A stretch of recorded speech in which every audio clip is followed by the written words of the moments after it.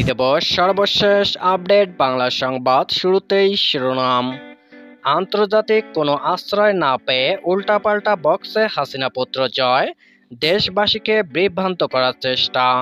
ভারত পালিয়ে যাওয়ার আগে শেখ হাসিনা অফিসিয়ালি পদত্যাগ করেননি। সংবিধান অনুযায়ী শেখ হাসিনা এখনও বাংলাদেশের প্রধানমন্ত্রী বলে দাবি তার। থাকছে বিস্তারিত প্রতিবেদনে। এরপর জানিয়ে দেব, দেশে ফিরে শেখ হাসিনাকে বিচারের সম্মুখীন হতে হবে, রয়টার্সকে সাক্ষাৎকারে নাহিদ। থাকছে বিস্তারিত প্রতিবেদনে। দেব, খালেদা জিয়ার প্রশংসা করেছেন জয়। থাকছে বিস্তারিত প্রতিবেদনে। এবং সবশেষে জানিয়ে দেব, প্রধান বিচারপতির পদত্যাগের দাবিতে হাইকোর্টের শিক্ষার্থীদের বিক্ষোভ। থাকছে বিস্তারিত প্রতিবেদনে। এতক্ষণে শিরোনাম শুনছিলেন, এবার বিস্তারিত।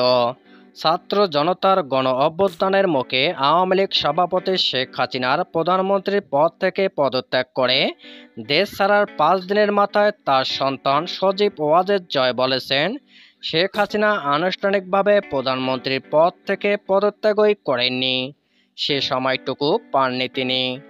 রয়টার্সকে দেওয়া এক সাক্ষাৎকারে জয় বলেন, আমার মা দেশবাসীর উদ্দেশ্যে একটি বিবৃতি দিয়ে তারপর পদত্যাগ করতে চেয়েছিলেন, কিন্তু এ সময় আন্দোলনকারীরা গণভবনের উদ্দেশ্যে রওনা দেন। তিনি ব্যাগ গোছানোর সময়টুকু পাননি। আমি যতদূর জানি, সংবিধান অনুযায়ী তিনি এখনও বাংলাদেশের প্রধানমন্ত্রী। শুক্রবার 9 আগস্ট দিবাগত রাত 2টার দিকে সজীব ওয়াজেদ জয়ের সাক্ষাৎকার ভিত্তিক প্রতিবেদনটি প্রকাশ করেছে রয়টার্স। যুক্তরাষ্ট্রের ওয়াশিংটন থেকে তিনি রয়টার্সের সঙ্গে কথা বলেন। তবে জয় এমন দাবি করলেও বাংলাদেশের সেনাবাহিনীর প্রধান জেনারেল ওয়াকার উজ্জামান ভিন্ন কথা বলেছেন। গত সোমবার 5 আগস্ট দুপুর 2:30টার দিকে শেখ হাসিনার তার ছোট বোন শেখ রেহানাকে নিয়ে ভারতের পথে সামরিক হেলিকপ্টারে রওনা দেওয়ার কিছুক্ষণ পরই সেনাপ্রধান গণমাধ্যমের সামনে কথা বলেন। বিকাল 4টার দিকে জেনারেল ওয়াকার উজ্জামান বলেন, প্রধানমন্ত্রীর পদ থেকে শেখ হাসিনা পদত্যাগ করেছেন। রাজনৈতিক দলগুলোর সঙ্গে আলোচনার ভিত্তিতে এখন অন্তর্বর্তীকালীন সরকার গঠন করে তাদের দেশ পরিচালনার দায়িত্ব দেওয়া হবে। তার এই বক্তব্যের প্রায় 2.5 ঘন্টা আগে শেখ হাসিনা ভারতের পথে রওনা দেন বলে তিনি জানিয়েছেন। এর পরদিন রাষ্ট্রপতির সংসদ ভেঙে দেন। 4 দিনের মাথায় বৃহস্পতিবার 8 আগস্ট নোবেল বিজয়ী অর্থনীতিবিদ ডক্টর মোহাম্মদ ইউনূসের নেতৃত্বাধীন অন্তর্বর্তীকালীন সরকার শপথ নেন। রয়টার্সকে দেওয়া সাক্ষাৎকারে সজীব ওয়াজেদ জয় বলেন, সেনাপ্রধানসহ রাজনৈতিক দলগুলোর সঙ্গে আলোচনা করে রাষ্ট্রপতির সংসদ ভেঙে দিয়েছেন। প্রধানমন্ত্রী তার পদ থেকে আনুষ্ঠানিকভাবে পদত্যাগ না করা সত্ত্বেও একটি অন্তর্বর্তীকালীন সরকার গঠন করা হয়েছে বাংলাদেশে। এই সরকার গঠনকে আদালতে চ্যালেঞ্জ করা যেতে পারে।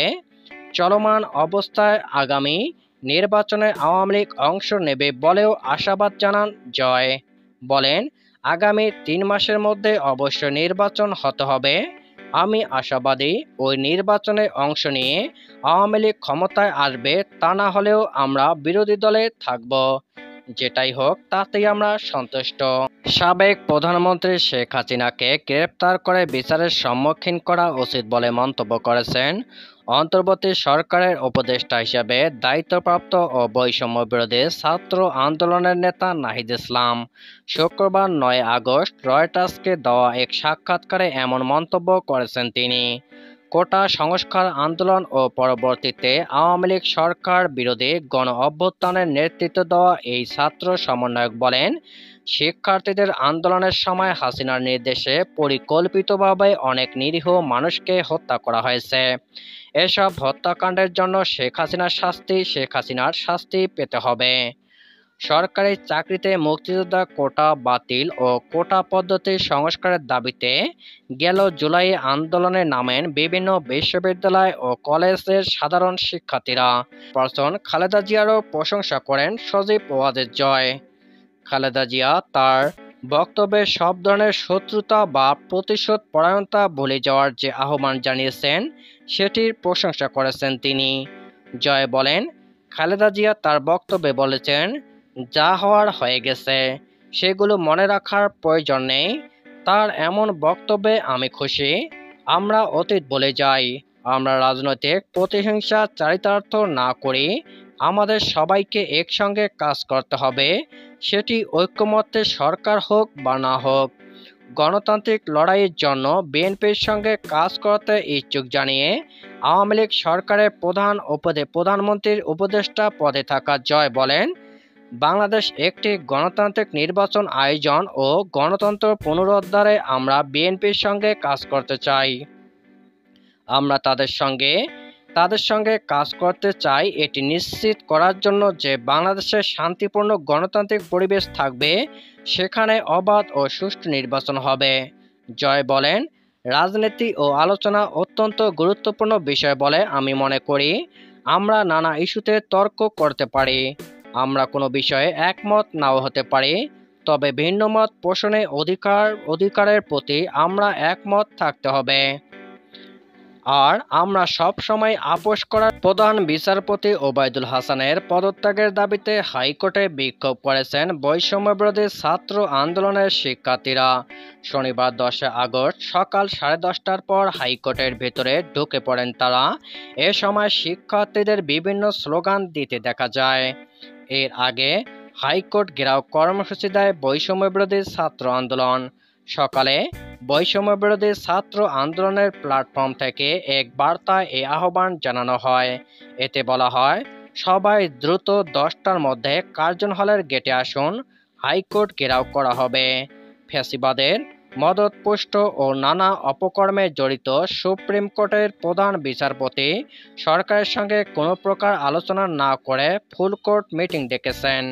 পরাজিত শক্তির যে কোনো প্রকার ষড়যন্ত্র বরদাস্ত করা হবে না। আইনজীবীরা ইতোমধ্যেই এর প্রতিবাদে জড়ো হয়েছেন। আমরা আগেই প্রধান বিচারপতিকে পদত্যাগের আহ্বান জানিয়েছিলাম। ছাত্র জনতার বিরুদ্ধে অবস্থান নিয়ে তাদেরকে উস্কানি দিলে এর ভয়াবহ পরিণাম ভোগ করতে হবে। অবিলম্বে বিনা শর্তে প্রধান বিচারপতির পদ থেকে পদত্যাগ করুন এবং ফুল কোর্ট মিটিং বন্ধ করুন। বৈষম্যবিরোধী ছাত্র আন্দোলনের সমন্বয়ক হাসনাত আবদুল্লাহ বলেন, আমরা দেখেছি শত শহীদের রক্তে কেনা স্বাধীনতাকে বানচাল করার জন্য অপশক্তি পরাজিত শক্তির চেষ্টা করছে। আমরা তাদের প্রতিরোধ করব। এই জন্য সবাই রাজপথে নেমে আসুন।